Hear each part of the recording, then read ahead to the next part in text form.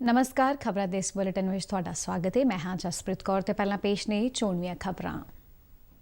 प्रधानमंत्री Narendra Modi CSIR society दी एक meeting दौरान विग्यानियां सनतकारां ते होर हितधारकां नाल महामारी दे टाकरे लई भविख दीआं योजनावां बारे चर्चा करनगे।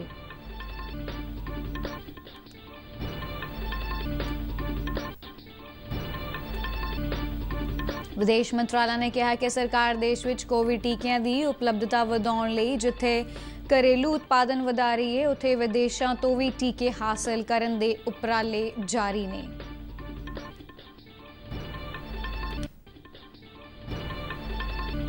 सरकार ने सुप्रीम कोर्ट ਨੂੰ ਭਰੋਸਾ ਦਿਵਾਇਆ है कि इस साल के अंत तक सारे योग लाभार्थियों का टीकाकरण मुकम्मल होने की उम्मीद है। कहा सरकार जमीनी हकीकतों बेखबर नहीं।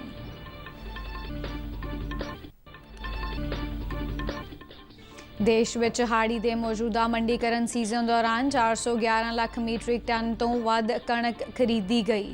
पंजाब ने कुल खरीद विच 32.17% का योगदान दिता। MSP तहत की गई खरीद दौरान पंजाब के किसानों को तकरीबन 26,103 करोड़ रुपए का सीधा भुगतान किया जा चुका है। प्रधानमंत्री नरेंद्र मोदी ने कहा कि टीकाकरण तो लैके सिखलाई सहूलतां समेत टोक्यो ओलंपिक विच हिस्सा लैण वाले खिडारियों की हर जरूरत नूं पहल के आधार पर पूरा किया जाएगा। ते हुण खबरां विस्तार नाल। प्रधानमंत्री नरेंद्र मोदी हुण तो थोड़ी देर बाद वर्चुअल ढंग राहीं विज्ञान ते सनअती खोज कौंसल यानी CSIR सोसाइटी की एक मीटिंग की प्रधानगी करनगे। मीटिंग दौरान विज्ञान ते तकनोलॉजी मंत्री डॉक्टर हर्षवर्धन भी मौजूद रहेंगे। ये सोसाइटी विज्ञान ते तकनोलॉजी मंत्रालय तहत विज्ञानक ते सनअती खोज विभाग लई काम करती है। इस वालों अपनी सरगर्मियां देश भर में फैलियां 37 लैबोरेटरियां ते 39 आउटरीच केंद्रां राहीं संचालित कीतियां जांदियां ने।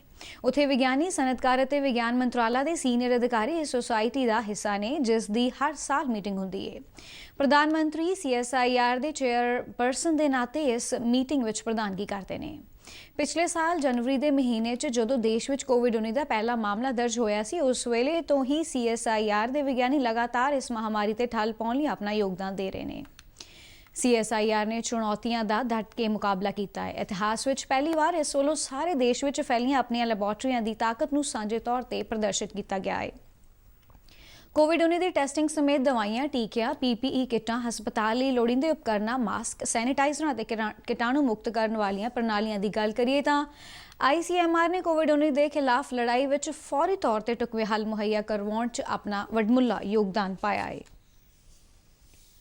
भारत नूं कोविड नाल संबंधित उपकरण ते होर लोड़ींदी समग्री हाली तो वध ਵੱਲੋਂ भेजी गई है। विदेश मंत्रालय के एक बुलारा ने विदेशों में मिली इस मदद लिए भारत वालों सबना का धन्यवाद किया। उन्होंने दस्सिया कि जदों तो कोरोना महामारी की शुरुआत हुई है विदेश मंत्रालय में घरेलू और विदेशी पद्धर से कोविड नाल संबंधित सरगर्मियों में तालमेल कायम करने लई एक वखरा सैल बनाया गया है। बुलारे ने कहा कि भारत कोविड का टीका बनाने वाली विदेशी कंपनियां फाइजर मैडरोना और जॉनसन एंड जॉनसन के नाल लगातार संपर्क में है। सरकार कोविड टीकिਆਂ की उपलब्धता यकीनी बनाने ਲਈ जिथे घरेलू पद्धर ते उत्पादन ਵਧਾਉਣ ਵੱਲ ध्यान दे रही है उत्थे विदेशों विचों टीके हासिल करने ਲਈ भी हर संभव यतन कर रही है। उन्होंने कहा कि सरकार देश में टीके बनाने ਲਈ जरूरी कच्चे माल ਨੂੰ हासिल करने ਲਈ अमरीकी प्रशासन नाल लगातार राबता कायम कर रही है।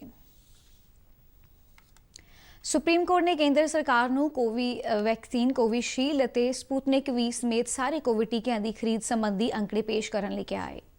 अदालत ने केंद्र को टीकाकरण नीति नाल जुड़े सारे दस्तावेजों और फाइल नोटिंग भी अदालत के सामने रखने की हिदायत दी है। Justice DIV Chandrachud, justice LN Rao और जस्टिस S रविंदर भट्ट ते आधारित विशेष बेंच ने कहा है कि हल्फनामा दायर करने वेले केंद्र सरकार ये भी यकीनी बनावेगी कि सारे दस्तावेजों दी कापियां और फाइल नोटिंग टीकाकरण नीति बारे उन्हां दी सोच नूं दर्शाउंदी होवे। बेंच ने टीकाकरण नीति ते केंद्र सरकार नूं 2 हफ्तिਆਂ के अंदर हल्फनामा दायर करने के हुक्म दिते ने। अदालत ने केंद्र सरकार नूं यह भी दस्सण लई कहा है कि बाकी आबादी का टीकाकरण कदों तक और किस तरह नाल किया जाएगा।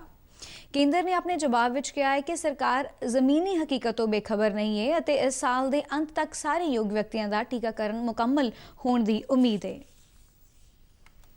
ਖੁਰਾਕ ਅਤੇ ਜਨਤਕ ਵੰਡ ਵਿਭਾਗ ਦੇ ਸਕੱਤਰ ਸੁਦਾਂਸ਼ੂ ਪਾਂਡੇ ਨੇ ਪੱਤਰਕਾਰਾਂ ਨਾਲ ਗੱਲਬਾਤ ਕਰਦਿਆਂ ਪ੍ਰਧਾਨ ਮੰਤਰੀ ਗਰੀਬ ਕਲਿਆਣ ਯੋਜਨਾ ਦੇ ਤੀਜੇ ਗੇੜ ਤਹਿਤ ਖੁਰਾਕੀ ਵਸਤਾਂ ਦੀ ਵੰਡ, ਅਨਾਜ, ਦਾਲਾਂ ਅਤੇ ਹੋਰ ਖਾਣ ਵਾਲੀਆਂ ਵਸਤਾਂ ਦੀ ਖਰੀਦ ਸਮੇਤ ਇੱਕ ਰਾਸ਼ਟਰ ਇੱਕ ਰਾਸ਼ਨ ਕਾਰਡ ਯੋਜਨਾ ਬਾਰੇ ਜਾਣਕਾਰੀ ਦਿੱਤੀ।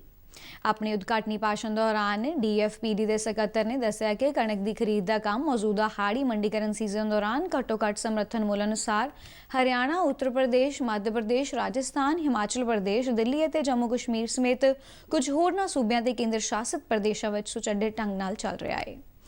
2 ਜੂਨ ਤੱਕ 411 ਲੱਖ ਮੀਟ੍ਰਿਕ ਟਨ ਕਣਕ ਦੀ ਖਰੀਦ ਕੀਤੀ ਜਾ ਚੁੱਕੀ ਹੈ। ਪਿਛਲੇ ਸਾਲ ਇਸੇ ਅਰਸੇ ਦੌਰਾਨ 399 ਲੱਖ ਮੀਟ੍ਰਿਕ ਟਨ ਕਣਕ ਖਰੀਦੀ ਗਈ ਸੀ। ਘੱਟੋ-ਘੱਟ ਸਮਰਥਨ ਮੁੱਲ ਦੇ ਆਧਾਰ ਤੇ ਕਿਸਾਨਾਂ ਤੋਂ 81,196 ਕਰੋੜ ਰੁਪਏ ਤੋਂ ਵੱਧ ਦੀ ਕਣਕ ਮੌਜੂਦਾ ਮੰਡੀਕਰਨ ਸੀਜ਼ਨ ਦੌਰਾਨ ਖਰੀਦੀ ਗਈ ਹੈ, ਜਿਸ ਨਾਲ ਤਕਰੀਬਨ 44,43 ਕਿਸਾਨਾਂ ਨੂੰ ਫਾਇਦਾ ਹੋਇਆ ਹੈ। ਕੁੱਲ ਖਰੀਦ ਕੀਮਤ ਵਿੱਚੋਂ 76,055 ਕਰੋੜ ਰੁਪਏ ਤੋਂ ਵੱਧ ਦੀਆਂ ਰਕਮਾਂ ਪਹਿਲਾਂ ਹੀ ਦੇਸ਼ ਦੇ ਕਿਸਾਨਾਂ ਦੇ ਖਾਤਿਆਂ ਵਿੱਚ ਭੇਜੀਆਂ ਜਾ ਚੁੱਕੀਆਂ ਨੇ। ਪੰਜਾਬ ਵਿੱਚ ਤਕਰੀਬਨ 26,103 ਕਰੋੜ ਰੁਪਏ ਤੋਂ ਵੱਧ ਰਕਮਾਂ ਸਿੱਧੇ ਕਿਸਾਨਾਂ ਦੇ ਬੈਂਕ ਖਾਤਿਆਂ ਵਿੱਚ ਟ੍ਰਾਂਸਫਰ ਕੀਤੀਆਂ ਜਾ ਚੁੱਕੀਆਂ ਨੇ।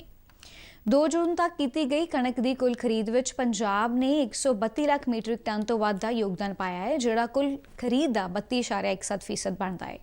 ਉਨ੍ਹਾਂ ਦੱਸਿਆ ਕਿ ਜਨਤਕ ਖਰੀਦ ਦੇ ਇਤਿਹਾਸ ਵਿੱਚ ਇਸ ਵਾਰ ਇੱਕ ਨਵਾਂ ਅਧਿਆਇ ਸ਼ਾਮਲ ਹੋਇਆ ਹੈ। ਪੰਜਾਬ ਸਮੇਤ ਹੋਰਨਾਂ ਸੂਬਿਆਂ ਵਿੱਚ MSP ਦਾ ਭੁਗਤਾਨ ਅਸਿੱਧੇ ਤੌਰ ਤੇ ਕੀਤੇ ਜਾਣ ਦੀ ਥਾਂ ਤੇ ਖਰੀਦ ਏਜੰਸੀਆਂ ਵੱਲੋਂ ਕਿਸਾਨਾਂ ਦੇ ਬੈਂਕ ਖਾਤਿਆਂ ਵਿੱਚ ਰਕਮਾਂ ਡਿਜੀਟਲ ਢੰਗ ਨਾਲ ਭੇਜੀਆਂ ਗਈਆਂ ਨੇ, ਜਿਸ ਦਾ ਕਿਸਾਨਾਂ ਨੂੰ ਬਿਨਾਂ ਕਿਸੇ ਦੇਰੀ ਅਤੇ ਕਟੌਤੀ ਤੋਂ ਇੱਕ ਦੇਸ਼ ਇੱਕ MSP ਇੱਕ DBT ਤਹਿਤ ਆਪਣੀ ਫਸਲ ਵੇਚਣ ਦਾ ਸਿੱਧਾ ਲਾਭ ਹਾਸਲ ਹੋਇਆ ਹੈ। ਕੇਂਦਰ ਸਰਕਾਰ ਨੇ ਸਾਰੇ ਸੂਬਿਆਂ ਦੇ ਕੇਂਦਰ ਸ਼ਾਸਿਤ ਪ੍ਰਦੇਸ਼ਾਂ ਨੂੰ ਆਰਥਿਕ ਤੌਰ ਤੇ ਕਮਜ਼ੋਰ ਵਰਗ ਦੇ ਲੋਕਾਂ ਨੂੰ ਰਾਸ਼ਨ ਕਾਰਡ ਦੇਣ ਦੀ ਇੱਕ ਵਿਸ਼ੇਸ਼ ਮੁਹਿੰਮ ਨੂੰ ਸ਼ੁਰੂ ਕਰਨ ਲਈ ਐਡਵਾਈਜ਼ਰੀ ਜਾਰੀ ਕੀਤੀ ਹੈ। ਦੇਸ਼ ਵਿੱਚ ਕੋਵਿਡ-19 ਮਹਾਮਾਰੀ ਕਾਰਨ ਮੁਸ਼ਕਲਾਂ ਦਾ ਸਾਹਮਣਾ ਕਰ ਰਹੇ ਲੋਕਾਂ ਨੂੰ ਰਾਸ਼ਨ ਉਪਲਬਧ ਕਰਵਾਉਣ ਲਈ ਇਹ ਕਦਮ ਚੁੱਕਿਆ ਗਿਆ ਹੈ। ਕੇਂਦਰੀ ਖੁਰਾਕ ਅਤੇ ਜਨਤਕ ਵੰਡ ਵਿਭਾਗ ਨੇ ਰਾਜਾਂ ਅਤੇ ਕੇਂਦਰ ਸ਼ਾਸਿਤ ਪ੍ਰਦੇਸ਼ਾਂ ਨੂੰ ਇਹ ਕੰਮ ਕੌਮੀ ਖੁਰਾਕ ਸੁਰੱਖਿਆ ਕਾਨੂੰਨ ਤਹਿਤ ਕਰਨ ਦੀ ਅਪੀਲ ਕੀਤੀ ਹੈ ਅਤੇ ਇਸ ਦੇ ਨਾਲ-ਨਾਲ ਅਜਿਹੇ ਲੋਕਾਂ ਦੇ ਘਰਾਂ ਦੀ ਸ਼ਨਾਖਤ ਕਰਨ ਦੀ ਜ਼ਿੰਮੇਵਾਰੀ ਦਿੱਤੀ ਹੈ, ਜਿਨ੍ਹਾਂ ਨੂੰ ਰਾਸ਼ਨ ਕਾਰਡ ਜਾਰੀ ਕੀਤੇ ਜਾ ਸਕਦੇ ਨੇ। ਕੇਂਦਰ ਨੇ ਟੀਚਰ ਪਾਤਰਤਾ ਪ੍ਰੀਖਿਆ ਯਾਨੀ TET ਕੁਆਲੀਫਾਈਂਗ ਸਰਟੀਫਿਕੇਟ ਦੀ ਵੈਧਤਾ ਅਰਸੇ ਤੋਂ 7 ਸਾਲ ਤੋਂ ਵਧਾ ਕੇ ਤਾਉਮਰ ਕਰਨ ਦਾ ਫੈਸਲਾ ਲਿਆ ਹੈ। ਕੇਂਦਰੀ ਸਿੱਖਿਆ ਮੰਤਰੀ ਰਮੇਸ਼ ਪੋਖਰਿਆਲ ਨਿਸ਼ੰਕ ਨੇ ਕਿਹਾ ਕਿ ਫੈਸਲਾ ਪਿਛਲੇ ਅਰਸੇ ਤੋਂ ਯਾਨੀ ਕਿ ਸਾਲ 2011 ਤੋਂ ਲਾਗੂ ਹੋਵੇਗਾ। ਉਨ੍ਹਾਂ ਕਿਹਾ ਕਿ ਸੂਬੇ ਅਤੇ ਕੇਂਦਰ ਸ਼ਾਸਿਤ ਪ੍ਰਦੇਸ਼ ਅਜਿਹੇ ਉਮੀਦਵਾਰਾਂ ਨੂੰ ਨਵੇਂ ਟੈਟ ਸਰਟੀਫਿਕੇਟ ਜਾਰੀ ਕਰਨ ਜਾਂ ਪੁਰਾਣੇ ਸਰਟੀਫਿਕੇਟਾਂ ਦੀ ਮੁੜ ਵੈਧਤਾ ਨੂੰ ਬਹਾਲ ਕਰਨ ਲਈ ਉਪਰਾਲੇ ਕਰਨ, ਜਿਨ੍ਹਾਂ ਦੀ 7 ਸਾਲ ਦੀ ਵੈਧਤਾ ਪਹਿਲਾਂ ਹੀ ਪੂਰੀ ਹੋ ਚੁੱਕੀ ਹੈ। ਸਿੱਖਿਆ ਮੰਤਰੀ ਨੇ ਇਸ ਉਪਰਾਲੇ ਨੂੰ ਸਿੱਖਿਆ ਦੇ ਖੇਤਰ ਵਿੱਚ ਕੈਰੀਅਰ ਬਣਾਉਣ ਦੇ ਇੱਛੁਕ ਉਮੀਦਵਾਰਾਂ ਲਈ ਰੋਜ਼ਗਾਰ ਦੇ ਮੌਕੇ ਵਧਾਉਣ ਲਈ ਇੱਕ ਸਾਰਥਕ ਕਦਮ ਦੱਸਿਆ ਹੈ। ਸਕੂਲਾਂ ਵਿੱਚ ਅਧਿਆਪਕ ਦੇ ਰੂਪ ਵਿੱਚ ਤਾਇਨਾਤੀ ਲਈ ਯੋਗਤਾ ਹਾਸਲ ਕਰਨ ਲਈ ਟੈਟ ਇੱਕ ਲਾਜ਼ਮੀ ਕੁਆਲੀਫਾਈਂਗ ਪ੍ਰੀਖਿਆ ਹੈ।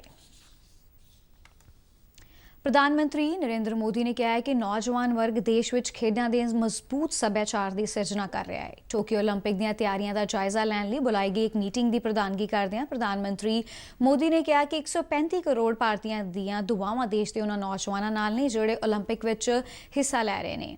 ਉਨ੍ਹਾਂ ਇਸ ਗੱਲ ਤੇ ਜ਼ੋਰ ਦਿੱਤਾ ਕਿ ਟੀਕਾਕਰਨ ਤੋਂ ਲੈ ਕੇ ਸਿਖਲਾਈ ਸਹੂਲਤਾਂ ਸਮੇਤ ਖਿਡਾਰੀਆਂ ਦੀ ਹਰੇਕ ਜ਼ਰੂਰਤ ਨੂੰ ਪਹਿਲ ਦੇ ਆਧਾਰ ਤੇ ਪੂਰਾ ਕੀਤਾ ਜਾਵੇਗਾ। ਪ੍ਰਧਾਨ ਮੰਤਰੀ ਨੇ ਕਿਹਾ ਕਿ ਹਰੇਕ ਨੌਜਵਾਨ ਖਿਡਾਰੀ ਵੱਲੋਂ ਕੌਮਾਂਤਰੀ ਮੰਚ ਤੇ ਪ੍ਰਸਿੱਧੀ ਹਾਸਲ ਕਰਨ ਨਾਲ ਉਹ ਦੇਸ਼ ਦੇ ਹਜ਼ਾਰਾਂ ਨੌਜਵਾਨਾਂ ਨੂੰ ਖੇਡਾਂ ਵਿੱਚ ਹਿੱਸਾ ਲੈਣ ਲਈ ਪ੍ਰੇਰਿਤ ਕਰਦਾ ਹੈ। ਪ੍ਰਧਾਨ ਮੰਤਰੀ ਨੇ ਕਿਹਾ ਕਿ ਉਹ ਅਗਲੇ ਮਹੀਨੇ ਓਲੰਪਿਕ ਟੁਕੜੀ ਨਾਲ ਕਾਨਫਰੰਸ ਰਾਹੀਂ ਰਾਬਤਾ ਕਾਇਮ ਕਰਕੇ ਉਹਨਾਂ ਨੂੰ ਉਤਸ਼ਾਹਿਤ ਕਰਨਗੇ। ਮੋਦੀ ਨੇ ਖਿਡਾਰੀਆਂ ਨੂੰ ਭਰੋਸਾ ਦਿਵਾਇਆ ਕਿ ਸਮੁੱਚਾ ਰਾਸ਼ਟਰ ਉਹਨਾਂ ਦੇ ਨਾਲ ਖੜਾ ਹੈ। ਪ੍ਰਧਾਨ ਮੰਤਰੀ ਨੇ ਦੱਸਿਆ ਕਿ ਓਲੰਪਿਕ ਤਹਿਤ ਹੋਣ ਵਾਲੀਆਂ ਖੇਡਾਂ ਵਿੱਚੋਂ 11 ਖੇਡਾਂ ਵਿੱਚ ਦੇਸ਼ ਦੇ 100 ਖਿਡਾਰੀਆਂ ਨੇ ਟੋਕੀਓ ਓਲੰਪਿਕ ਨੂੰ ਕੁਆਲੀਫਾਈ ਕੀਤਾ ਹੈ। ਤੇ ਇਸੇ ਦੇ ਨਾਲ ਹੀ ਖਬਰਾਂ ਦਾ ਬੁਲਟਨ ਸਮਾਪਤ ਹੁੰਦਾ ਹੈ। ਨਮਸਕਾਰ।